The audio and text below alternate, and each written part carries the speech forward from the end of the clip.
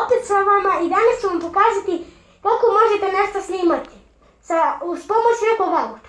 Prvo vam treba auto na daljinski, nije nebitno da li je veliki i da li je mali.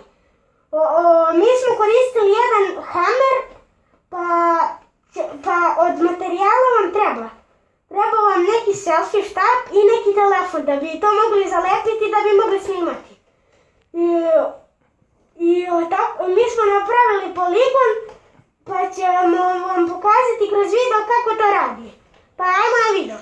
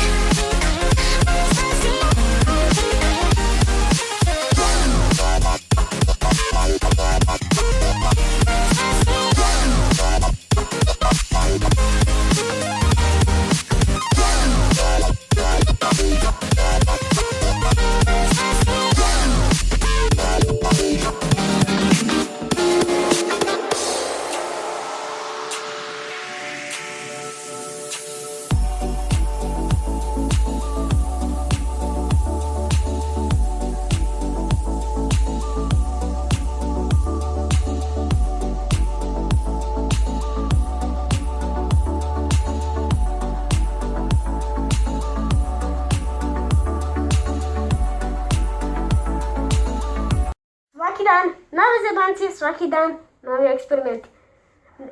Nadam se da vam se svidio ovaj klip. Ako jeste, ostavite like, komentarišite i obavezno subscribe-ujte.